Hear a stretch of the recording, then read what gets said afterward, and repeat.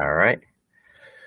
So I will introduce myself real quick. My name is Daniel Smith. I am the President and Chief Engineer for Apertus Solutions, and I'm going to be presenting on the Fidelis platform that's been a work in progress for some time now. Some of you may have seen some of the capabilities I'm going to be presenting today as I've been advocating for them for across different communities. So we'll touch through this, and then at the end I can take some questions. Oh, I guess arrows don't work. I'm gonna have to click. All right, so the agenda is I'm going to give an overview of the HAT security architecture. Once we walk through that, I'll give an introduction to the Fidelis platform, and then I'll have a few closing remarks. So HAT. So what is the Hardened Access Terminal? It is a security architecture that has been developed from past research and that I have evaluated along with architectures that I've had experience with to try to devise a forward-looking architecture that can be evolving as the threat landscape changes, as well as the hardware and software domains evolve as well. The formulation of the architecture was driven by a deep study into a lot of academic work in terms of trust, privacy, and safety, and how they all affected platform security. Existing and prior security architectures that I either had cursory involvement with or direct involvement with that were based around virtualization, and then a look at the cyclic evolution of virtualization hardware and software, how they've continually fed into each other and driven requirements for each other. So from an architectural standpoint, we defined 3 essential properties that the architecture must maintain: strong isolation, verifiable integrity, and fault tolerance. When you take these 3 properties, there are some derived properties that kind of fall out to achieve those. You have that the data flows within the system must adhere to the NEAT principle, the non-bypassable, always evoked, and tamper-proof. Your roots of trust need to provide explicit assertions. You cannot rely on blind trust or assumptive trusts. Components must be singular in their responsibility with minimal implementation complexity. That one is actually pretty deep. We want to isolate and have very tight cohesion inside of the components that we implement. Integrity statements that are made by the roots of trust must be very meaningful, backed by evidence to give you an idea of what the properties of that component has. And then a component's role and responsibilities and interactions with other components must be able to be represented on policy that can be evaluated for completeness and correctness. You need to be, when you apply this policy, it needs to cover all aspects of how data can flow within the system. So if you want to, generally, this is a visualization of what a HAT platform would look like. You need to have a protection hypervisor at the base that is an L0 hypervisor. It in turn has a launch realm, a protected realm, and an end user realm. The launch realm is used to establish enough of the protected realm for the system to continue to come up. And the end realm is where the end users would load their system. And that exists outside of the security architecture of HAT. So just to dive into these components just a little bit with some definitions. So as you saw, we divide the system into 3 realms: a transient launch realm, the protected realm, and the end user realm, through the use of a protection hypervisor. So protection hypervisor basically is there to enforce roles and privileges separation on the platform and to mitigate communications across those the components within the platform. All data flows to and from an entity in the protected realm must be mediated by the protection hypervisor. The launch realm is a transient, so it only exists for a very short time. Its responsibility is for instantiating a minimal protected realm for the system to finish bootstrapping itself the rest of the way in a trusted manner. And as I said, since it's transient, it needs to be evicted upon completion before turning control over to the protected realm. The end user realm is under the control of the end user. It is for them to provide their own security architectures or implementation. The focus of the hat architecture is more about protecting the platform and itself, which is where you get into the protected realm, where you have the policy enforced isolation of all the resources of the platform. And you basically have inside that realm, you might think that that realm is meant to be a highly trusted realm, but no, it's highly trusted in the fact that it has strong assurances about what runs inside of it, so that you can actually have entities of different trustworthiness inside being delegated their degrees of trust. So why Xen? Why does Xen relate to all this? So the hat architecture, as I said, was envisioned to be agnostic of virtualization and hardware I/O isolation. So as long as you had a platform that provided those, you could use any hypervisor to achieve the hat architecture. The advantage to Xen and this architecture is that, or implementing this architecture, is that Xen already has the ability to do true disaggregation and function isolation. It already has a type enforced policy mechanism as a first-class citizen within it. Recently, the Argo showed up, and now we have hypervisor-mediated communications. And then, obviously, the two common ones a lot of have is it's open source, it has an active community, and it has a very mature security process.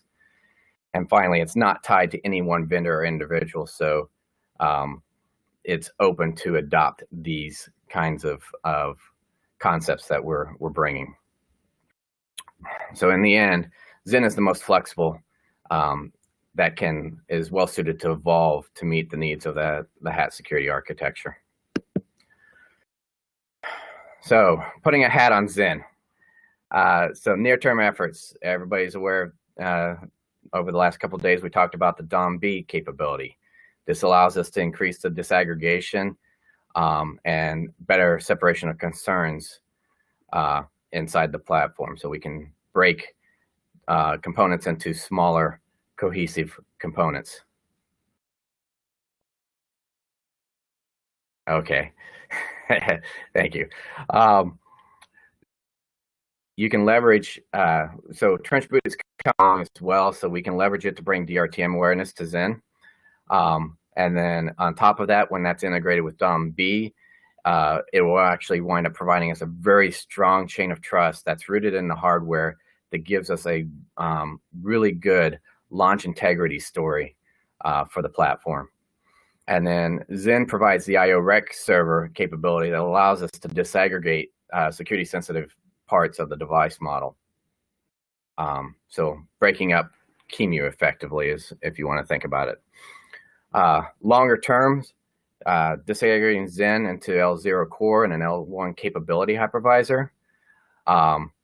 Look at direct Flask enablement in Argo, so that way not only do we get mediated communications, but we get labeled mediated communications through the hypervisor.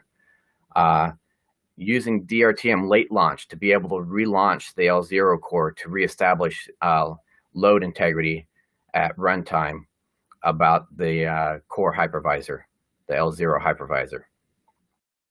And then further down, we're looking at strong hardware isolation through PCI management and an emulation domain, which is actually very similar to some of the discussion yesterday on ARM and the safety island work.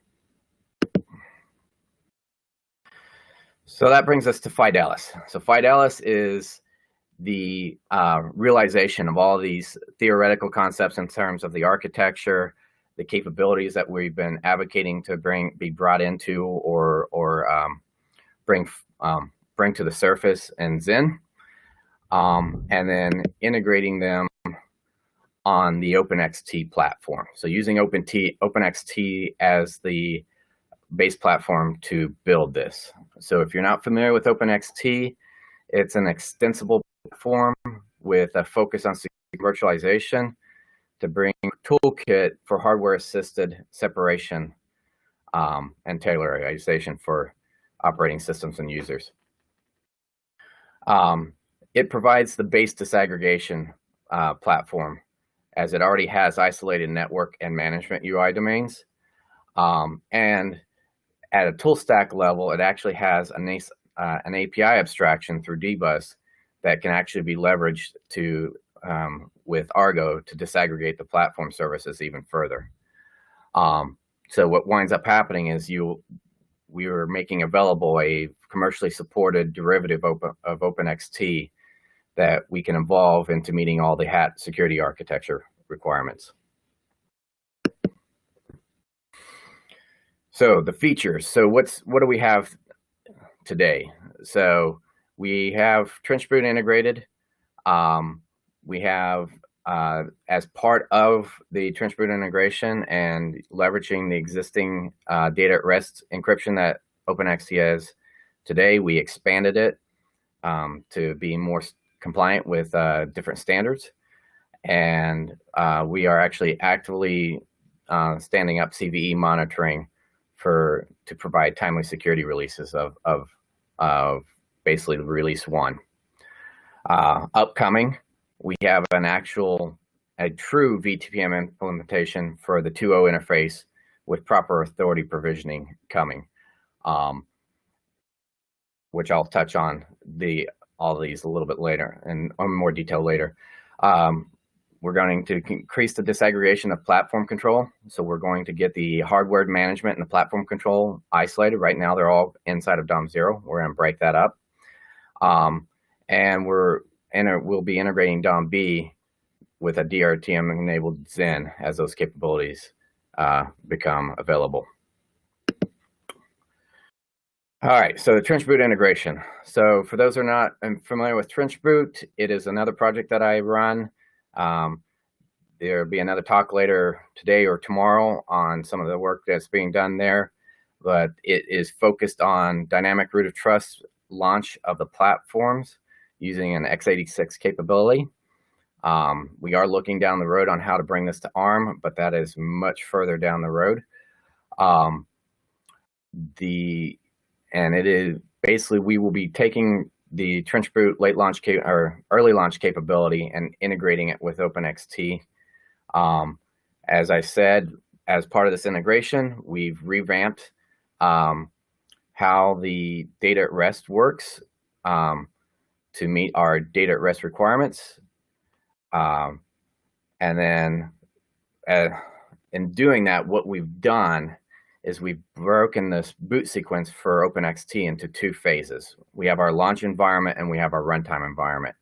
And each of these gives us a different place to make both encryption decisions as well as integrity assessments. So during the early launch, we can take SRTM and evaluate part of the early launch DRTM to do whole disk encryption for the environment. And then after we've achieved decryption of the whole disk, the runtime environment for OpenXT can be encrypted itself, which is traditionally how OpenXT works today. So for TrenchBoot has the concept of a security engine that is used for the launch environment. The security engine that we've introduced with Fidelis provides key unseal for a local attestation. And we have an extended capability that we're providing underneath supported Fidelis, which gives you an attestation log verification capability. The local attestation key unseal capability and all we've done to do the TrenchBoot launch of OpenXT. We'll be getting upstream to OpenXT in the coming months. And yeah, that's pretty much how we're handling the launch integrity with TrenchBoot. Data at rest. So data at rest, for those who aren't aware, is focused on encrypting all your data when the system is in an unpowered state or in the process of coming up.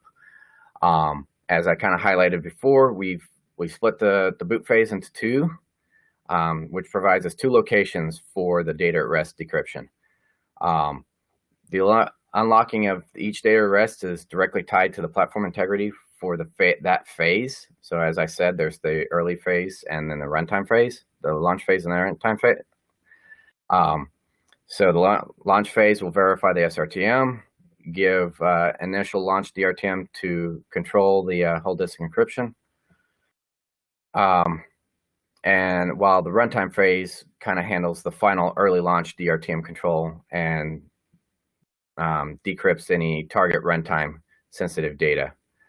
And then obviously later when we have late launch DRTM verification, we can actually use that to make decisions of whether or not to whether to lock or allow the DAR to remain unlocked or lock the data at rest.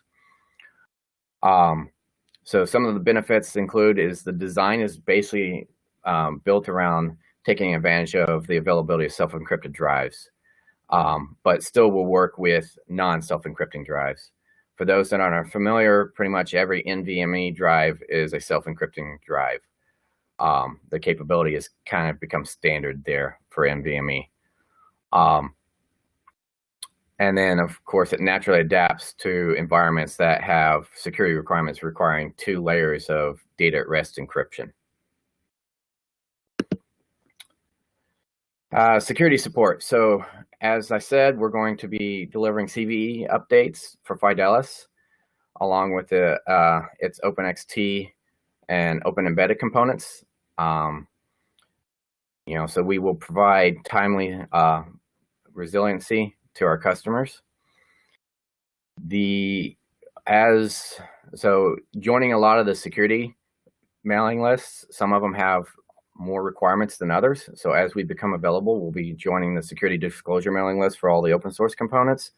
So that way we can provide more timely updates on our to Fidelis. There will be a Fidelis security bugs email address for customers to report, as well as third parties to be able to report disclosures. No bug bounties, sorry.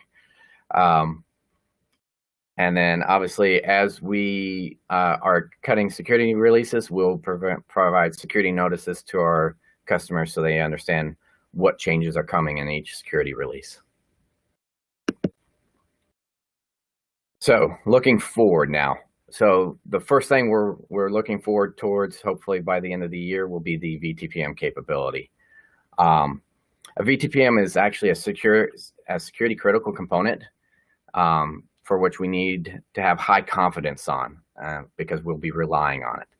So therefore, it needs to be strongly isolated to ensure its security or its secrets aren't tamper resistant. This is one of the fundamentals about a TPM. If you look into the specs, it talks about protected locations and protected capabilities. So when you move a physical TPM into being virtualized, you need to maintain these because these are the core security properties of a TPM. Another one of them is to be able to properly provision in a provable manner, so that a way you can have trust, the root of trust for reporting. That the integrity reports coming out of the TPM are being signed by, or the signature can't be tampered with and spoofed in any manner. It must be tied to the root, the hardware root. So we need to be tied to the physical TPM.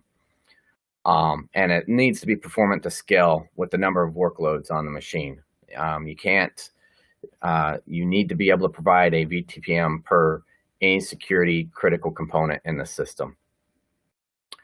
So we'll be reviving the Xen's existing VTPM architecture but we'll be replacing specifically the VTPM domain with a new implementation that will still bind to the existing VTPM manager while being able to appear as a proper MMIO device to any guest that it's attached to. So this is using the Xen's IO rec capability.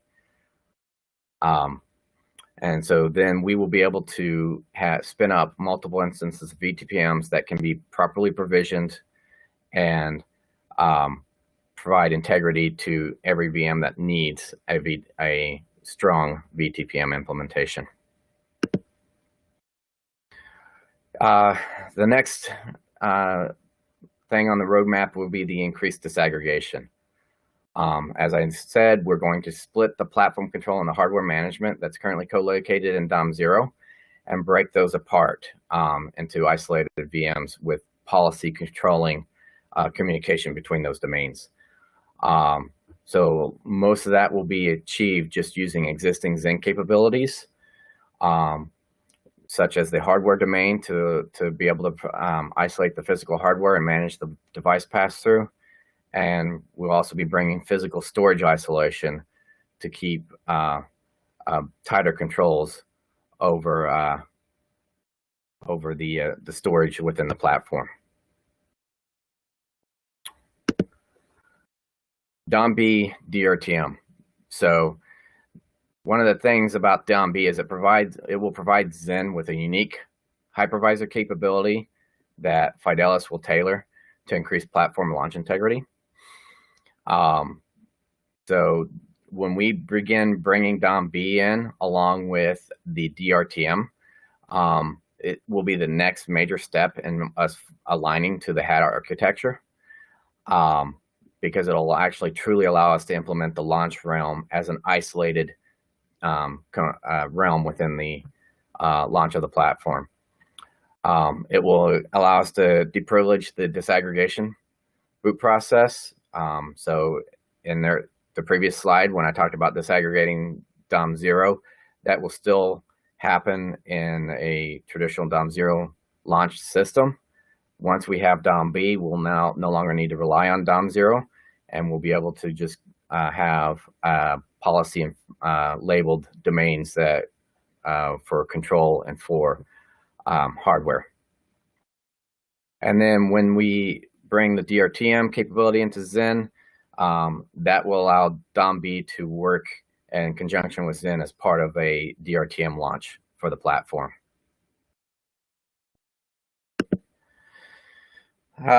Capabilities and planning. So this is even looking a little bit further ahead. So the PCI isolation. So the protection hypervisor, using the HAT architecture terms, needs to be able to split the PCI bus between itself and a dedicated entity, a PCI manager that is outside of the protection hypervisor. Basically, the protection hypervisor needs to be able to mediate all access to the bus, but it only needs to do so to the degree to ensure that the PCI manager cannot compromise the protection hypervisor. So there was a lot of discussion yesterday in the PCI discussion yesterday about how much logic Xen needs to have. So from our perspective, the way we're approaching it is that the protection hypervisor, in this case Xen, needs to have enough logic to be able to know what's on the bus and to ensure that nothing commands a PCI device or the IOMMU to give it access to the memory regions within the protection hypervisor. The PCI manager itself, we are advocating to be a single purpose built kernel. So a runtime kernel, well, I wouldn't call it a runtime kernel, a microkernel, so that we can reduce the attack surface, and it should only have the logic for managing the PCI devices and the IOMMU, and then emulating those devices and the buses up to any of the nested hypervisors.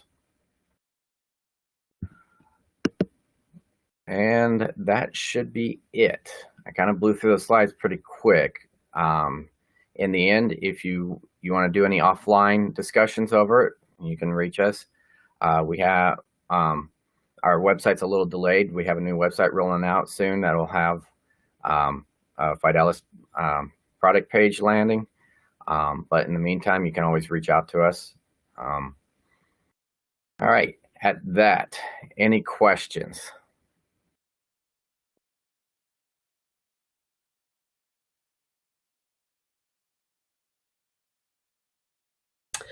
Do you see? So can you remind me what your this is a product you guys are going to sell with this in it?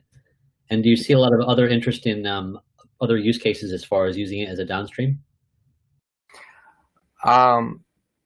So right now there's a certain customer set that's targeted with it. As far as additional uses, we're always open for discussion. Does that answer your question? I'm not trying to be obtuse, but no, I was just curious if you expected other downstreams already, or if that was just kind of, where it's open source, and so you can use it if you want. So yes, a lot of the open source componentry that we will produce will be upstreaming into OpenXT. So you can kind of view OpenXT as the open source version of Fidelis, provided unless there are some components that the community decides they're not interested in, then we might maintain those independently. And then any components that are not open source that feature add capabilities, they would come with the purchase of the product, or with support of the product. Actually, you don't buy the product, you buy support. But okay, yeah, that makes sense.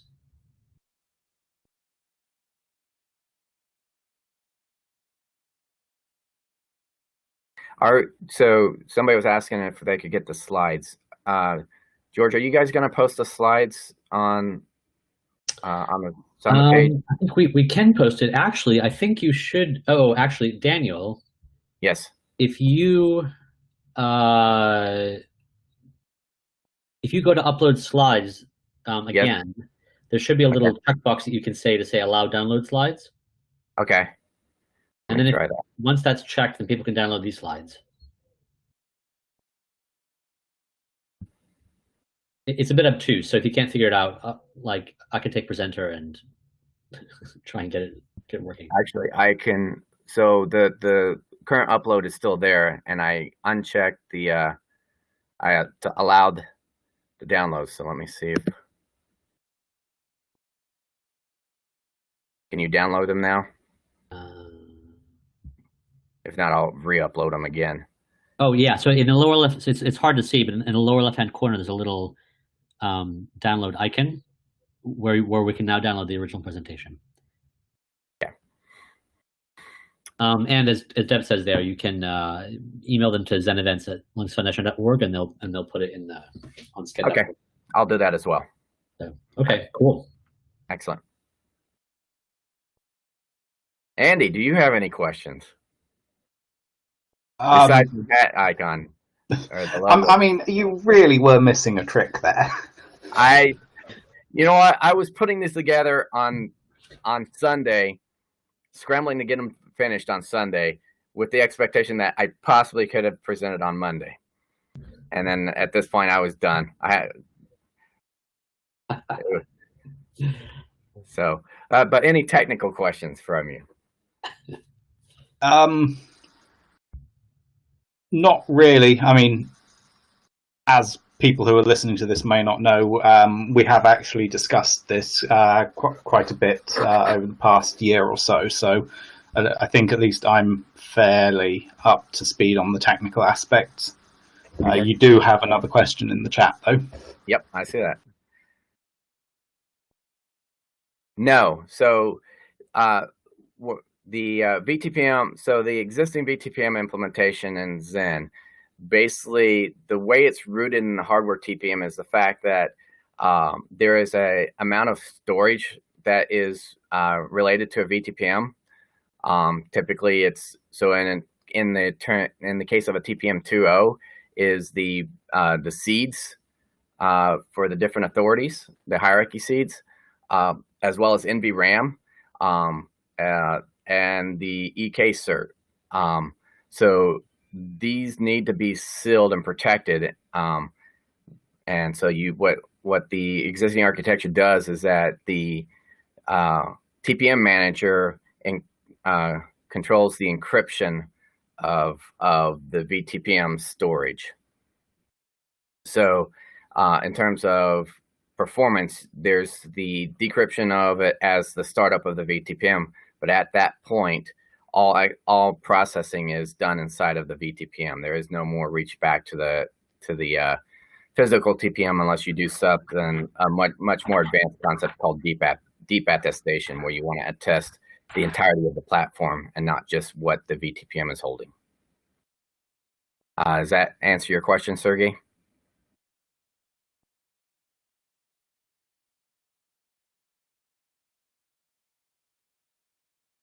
So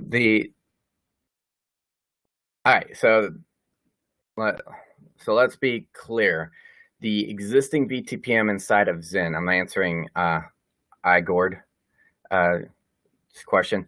So the existing VTPM implementation inside of Xen is a TPM 1.2 like paravirtualized TPM.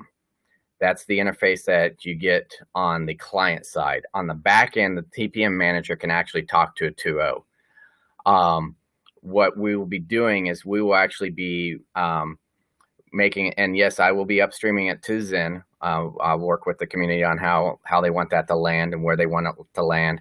But it will be similar to the existing VTPM, where it is built off of the existing Minios microkernel,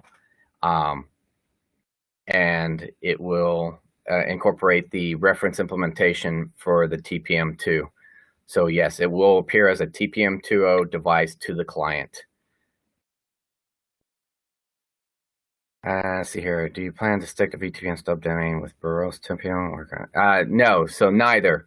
For Jason, the TPM implementation will actually be the reference implementation published by Microsoft that they actually keep up to date as they make adjustments.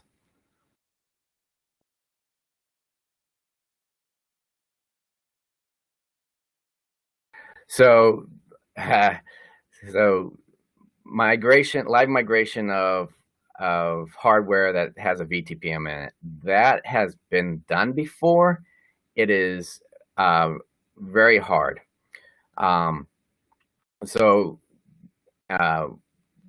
The focus of OpenXT and thereby Fidelis is more on in-client devices, more than server environments where you would be looking at live migration. Down the road, we might consider looking at server platform virtualization. You can do it. There's nothing stopping you, but except for when you get into things like dealing with the tricky situations like live migration for VTPM backed devices that are bound to a physical TPM. The way it was done, if I recall correctly, is due to the fact that since the physical TPM or the VTPM manager handles the encryption of the VTPM storage, in theory, that could be securely transferred to the VTPM manager on the other side to allow migration. So, but not within the scope in any immediate future for us.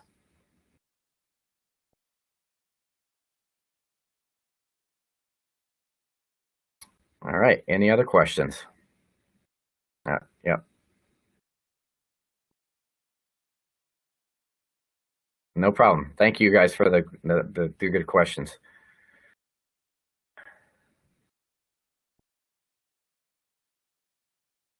All right. Unless there are any more questions, I'm around for the next 2 days, so we can obviously you can ping me. We could jump into a room for a discussion or in the hallway chats. Just let me know. All right. Thank you.